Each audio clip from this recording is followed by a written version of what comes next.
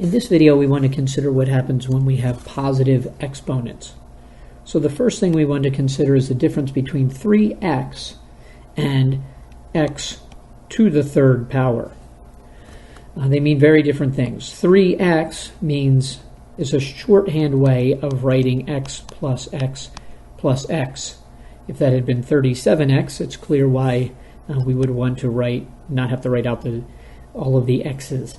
Whereas x cubed, or x to the third power, is a shorthand way of writing x times x times x.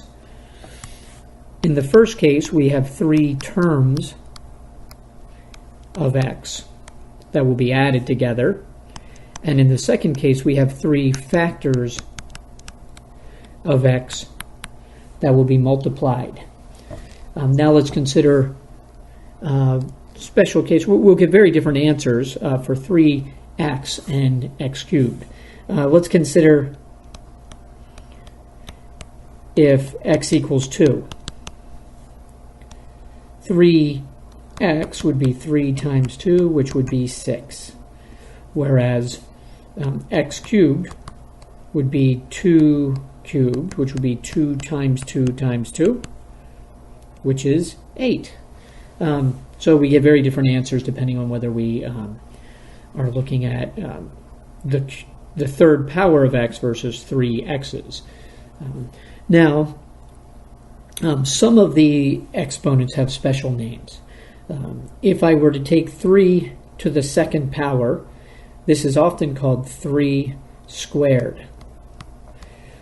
The reason that this is called 3 squared is because you could take a square that is 3 by 3 and calculate the area as 3 times 3, or 3 squared. So the area of that particular square would be 9. If I had sides that were 5 by 5, we would say that the area was 5 squared, or if it were 7 by 7, we would say that the area is 7 squared, and calculate it by taking the product of those numbers. If I were to have 3 to the third power, we often say that that is 3 cubed. The reason why is if I wanted to find the volume of a cube, that was 3 by 3 by 3. The way to get that would be to take 3 times 3 times 3. And the shorthand way of writing that is 3 cubed, or 3 to the third power. So those are interchangeable. Once we get beyond the third power, the fourth power, we always just say is 3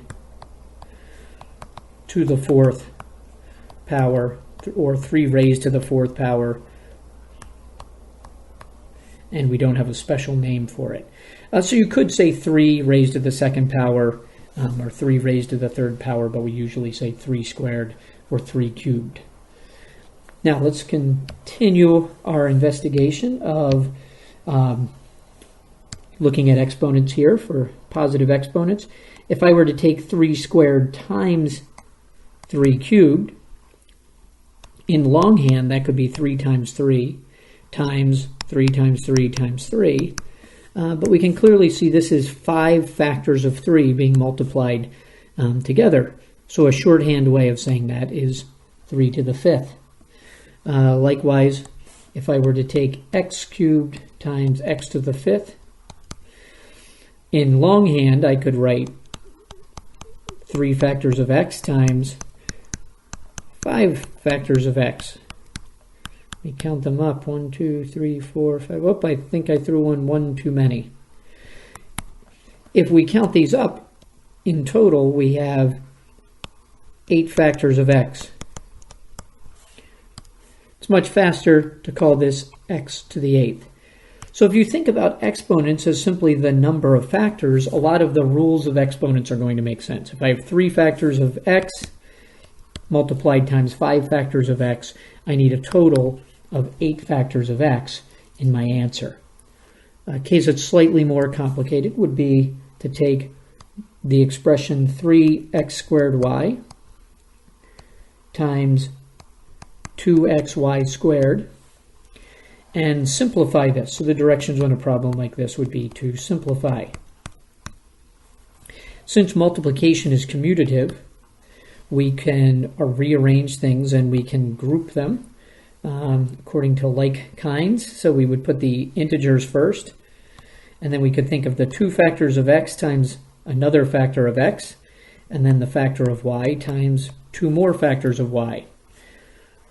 So in thinking of the exponents as numbers of factors, it becomes fairly clear what you need to do. First of all, the 3 times 2 would give you 6. But 2 factors of x times 1 factor of x, when there is no exponent written, it's assumed that you have 1 factor of it, will give you a total of 3 factors of x. And then we have an implied 1 on the first y, so that's 1 factor of y times 2 more factors of y. So that gives you 3 factors of y. So in simplified form, we could say that the product from the original expression should be 6 times x cubed times y cubed. That could also be stated as 6 times x to the 3rd power times y to the 3rd power. So those are various ways of saying the same thing.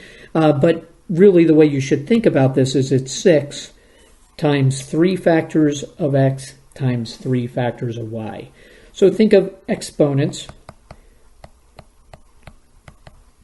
as counting factors.